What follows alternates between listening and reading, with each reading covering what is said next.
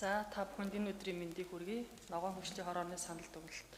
Нийслэлийн иргэдийн төлөөлөгчдийн хурлын ногоон хөгжлийн хороо 2025 оны 12 дугаар сарын 1-ний өдөр хуралдаж, нийслэлийн иргэдийн төлөөлөгчдийн хурлын ээлжид бус 5 дугаар хуралдаанаас шилжүүлсэн нийслэлийн 2026 оны төсөв батлах тухай асуудлыг нийслэлийн засаг дарга эдийн засгийн хөгжил дэд бүтцийн асуудал хариуцсан 1-р орлогч Даваа Далайгийн танилцуулснаар хэлэлцлээ. Нийслэлийн 2026 оны төсвийг боловсруулахдаа салбар бүрээр ангилан бүлэг үүсгэж тухайн салбарын бодлогыг шингээж өгч чухал гэдгийг хорооног ихэнх гишүүд үзэж байлаа. Тухайлбал ногоон хөгжлийн бодлогыг бүтэн бүлэг болгон оруулж түүнд тус салбарын бодлогыг оновчтой тодорхойлын зэрэгцээ тэргүүлэх чиглэл юу байх гарах үр дүн нийгэмд өгөөж үр ашиг зэргийг тооцож үүндэд тулгуурласан төсөв хөрөнгийг тавьж өгч байх нь зүйтэй гэж үзлээ. Түүнчлэн ганц тохиолдолд хийх мод тарихаар ногоон хөгжлийг тодорхойлох биш, байгалыг нөхөн сэргээх, ногоон байгууламжийг нэмэгдүүлэх, цэцэрлэг түрээлэнгийн тоо хэмжээг цөөлөх, бус нэмэгдүүлэх, өргөжүүлэх, унтны усны нөөц хөрсний бохирдлыг бууруулах, иргэдэд чөлөө цагаа эрүүл агаар тайван амарч зугаалах, орчныг нэмэгдүүлэх зэрэг алсыг харсан бодлого барьж ажиллах нь чухал болохыг онцолж байлаа. Байгаль орчин ногоон хөгжлийн салбарыг хөгжүүлэхэд иргэд хувийн хөвшлийн дэмжлэггүйгээр төр ганцаараа зүтгэх нь үр дүн муутай, учир нөлөөллийн арга хэмжээнүүдийг тогтмол авч байх чухал гэдгийг төлөөлөгчид хэлсэн болно. Мөн төр хувийн хөгжлийн түншлэлээр хог шатааж эрчим хүч гаргах үйлдвэр байгуулах болсон нь нийслэлийн ногоон хөгжлийн салбарт хийгдэж буй чухал ажил болохыг төлөөлөгч нар онцлон талархалтай хүлээж авсан болно. Мөн нийслэлийн 2026 оны төсвийн төсөлтэй холбогдуулан төлөөлөгч нар дараах байдлаар санал дүгнэлт хийснийг танилцуулж байна.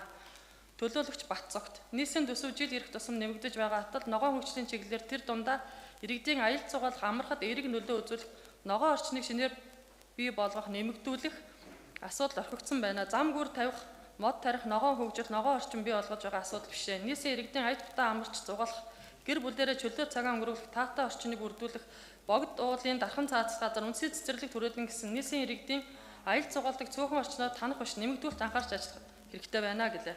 Төлөөлөгч Түрхүү нийслэлийн иргэдийн төлөөлөгчдийн хурлын ногоон хөгжлийн хорооноос айл бүр хашаанда 10 мод тарын уриалгыг хэрэгжүүлэн үүний үр дүнд нийслэлийн агаар хөрсний бохирдлыг тодорхой хувиар бууруулах, иргэдийн сэтгэл ханамж амьдралын чанарт эерэг нөлөө үзүүлэх энэ аргыг дэмжинэ үү гэлээ. Төлөөлөгч Оюун Зул Улаанбаатар хот дэлхийн жишгээр ногоон хот болох ёстой. Бид хотынхоо хөгжлийг ногоон хөгжил рүү чиглүүлэх учиртай. Энэ бол бидний зорилго.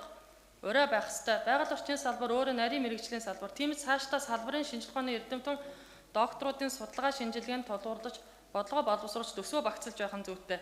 Төлөөлөгч Батцорг эх оны төсөв нийслэлийн хэд хэдэн байршил цөөрөн байгуулах асуудлыг заавал хэрэгжүүлэх нь зүйтэй гэсэн саналыг хэллээ. Төлөөлөгч Отхон Сүрэн Налах дүүргийн 6 дугаар хороо шижрээ хүртэл 2.1 км авах замын ажилд нийт 3,824 сая төгрөг. Мөн Налах дүүргийн 4 дугаар хороо шинэ тосгоны гүрнээс нисхийн 11 дугаар годомж хүртэл 1205 км авах замын шинжилгээний ажилд 1,431 сая төгрөг. Налах дүүргийн 6 дугаар хорын Ариа балын сүм хүртэлх авах замд шаардлагатай 8.9 тэрбумын санхүүжилт, 79 мегаваттын хүчин чадалтай дулааны станцын зураг төсөлд 1.3 тэрбумын санхүүжилт, аюултай хог хүнслийг аюулгүй зөвөрлж усахад 400 сая төгрөгийн санхүүжилт, Чандаман налах орон нутгийн өмчөд аж ахуйн тооцоо үйлдвэрийн газрын ус шахах станцын зураг зөвлж 248 сая төгрөгийг тус шилжүүлэх санал гаргасан байна. Анхаарал хандуулсанд баярлалаа.